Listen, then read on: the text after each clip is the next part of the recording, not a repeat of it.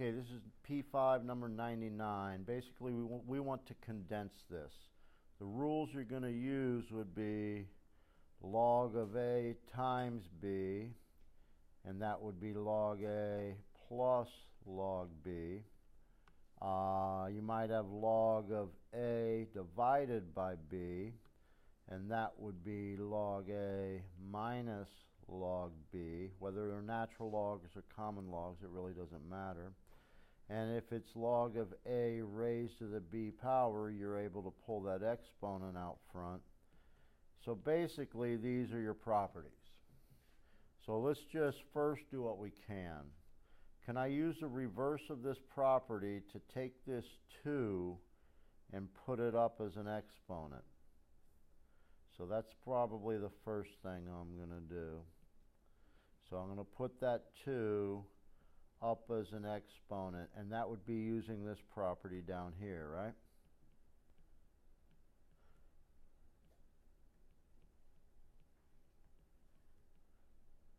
Now, this is a log plus a log.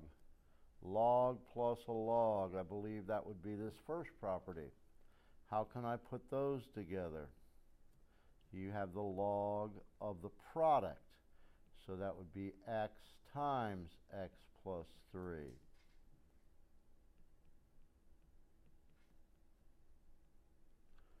Now I have a log minus a log. I believe that would be this middle property. So then you get 1/3 natural log of the first one divided by what was subtracted. Yes, did I make a mistake? You never squared. You're absolutely correct. I said to put the 2 up, but I never did I? So I think it should be this. You can see how easy it is just to lose one little thing. Everybody's going to make mistakes. The goal is to make fewer mistakes than most of the people around you. So I'm sorry, that was an honest mistake, and it does happen. So I have this.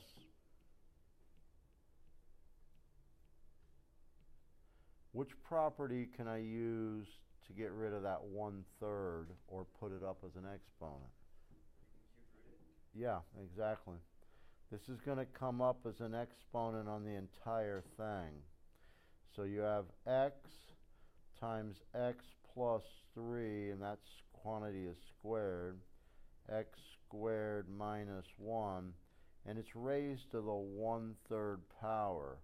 But you're really right. I'm hoping that you know that the 1/3 power means the third root, because that's basically what the 1/3, 1/2 is a square root, 1/3 power is a third root, the 1/4 power is a fourth root, and so on.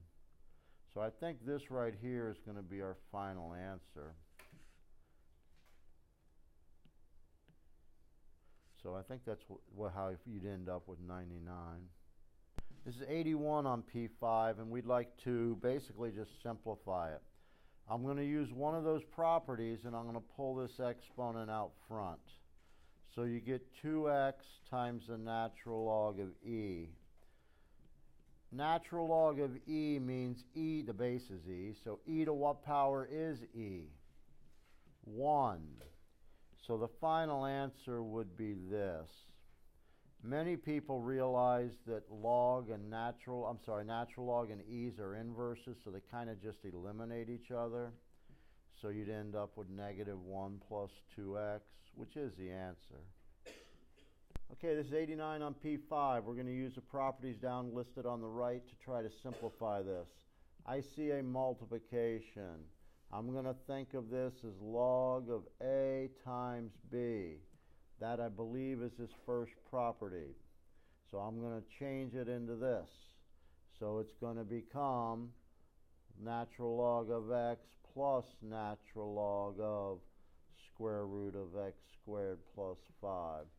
So basically that became log A plus log B, which is what I said it was going to become over here, right? Now, what power is a square root? A square root is is a 1/2 power. A third root is a 1/3 power. But this is a 1/2 power. Now I'm going to use this last property, which allows me to pull the exponent out front. So I'm going to pull that exponent out front, and I'll have my final answer. This is as expanded as I could take this, because x squared plus 5 doesn't factor. Now, if that was x squared minus 4, you could factor it and maybe break it up a little more.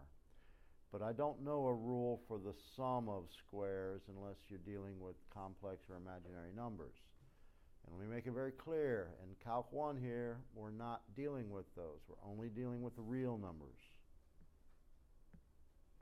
Okay, this is P3 now. This is number 23. They want us to find the domain and range and then verify using a graphing utility. Domain will only be restricted by certain things. Certain trigs, secant, cosecant, tangent, and cotangent would be discontinuous at spots, so they would have some domain issues. Square roots or even roots, you cannot take even roots of negatives. So if you get that, like in number 17 or 15, you take the radicand and make it greater than or equal to 0. Or the last one is, I notice there's no trig in this, there's no radical in this problem. But the last other one, the third way to restrict a domain, is division by 0. So this has a division. So I need to see what would cause division by 0. So basically, the only thing you cannot use is 0.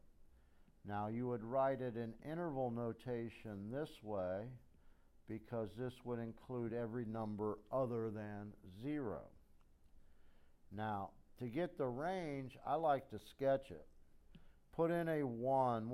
If you do an XY table, there's never anything wrong with doing an XY table. Put in a 1 and then put in a 3. If you put in a 3, you get 3 over 1, which is 3. If you put in a 3, you get a 1. So it's going to go through 1, 3, and 3, 1. I know I cannot divide by a negative, so basically it makes a vertical asymptote at 0 because I can't use x equals 0. So, and it has a horizontal asymptote at 0 because the power on the bottom is larger.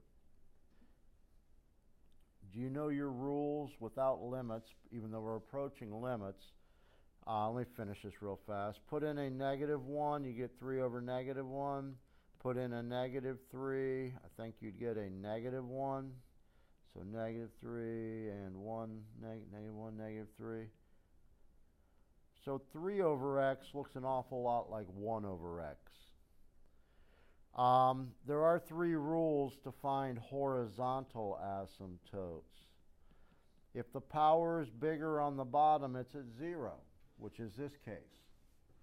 If the powers were the same, you would divide the leading coefficients. So suppose you had 2x squared over x squared plus 1. Your horizontal, because the powers are the same, your horizontal asymptote would be at 2 for that example. In this one, it's 0. And then the third case is if the power on top is bigger, which means there's no horizontal asymptote. If you really want to know if the power on top is 1 more than the power on the bottom, it has a slant asymptote, but that doesn't pertain to this question. This is P3, number 21. It's graphing, or it's asking about, again, domain and range. So I can only do these by basically what causes division by 0. Secant is 1 over cosine. So you want to find what causes division by 0. If you don't mind, I'm going to go through the sketch at least of how to create this. Because it's 1 over cosine, I sketch a very general cosine. Cosine does not start at the origin. Cosine starts at the 1. And it comes down and then back up. Now, I'm very careful. I tend to sketch the curve, then label the axes. So, I notice the A is a 1, absolute value of A would make this a 1. So that's 1 and 1, negative 1 that is. The period is 2 pi over B, so that would be 2 pi over 4. So you have 2 pi divided by pi over 4. So you stay, change, flip, which makes the period 8. So this is 8. Halfway would be 4. Half of 4 would make this 2. So this is 0, 2, 4. I think that would be 6. And if you extended it down over here, I believe it would meet at negative 2, right? Now, where is it 0? At negative 2? At 2? So when I'm looking for the domain, do you agree x cannot equal, I don't know, negative 2, 2, or 6, and so on? When it hits the zeros, that creates vertical asymptotes on the graph because you cannot divide by 0. And then the secant comes off of the cosine curve and approaches these asymptotes. So now I can identify the range as well. Would you agree that the range is greater than or equal to 1 and less than or equal to negative 1, which would be written this way? You can never include infinity. So I think that would be the small number. Oops. This one here I think would be the smallest up to negative 1, and it would include that. That would be your range. Harder part, I think, on this is the domain. What is the distance from 2 to 6? How far is that? 4. So you're going to think of it as 4n. N is an integer. If you put in a 1, do you get a 2? No. How about if I adjust it? What do you get if n is 1 now? Do you get a 2? What if n is 2? Would you get a 6? Be 8 minus 2. So basically, the domain is x cannot equal this. It's tricky. I kind of have to do it through a sketch. So if you have a graphing calculator, it might help. Graphing utility. This point right here is 0, 1. This is 4, negative 1.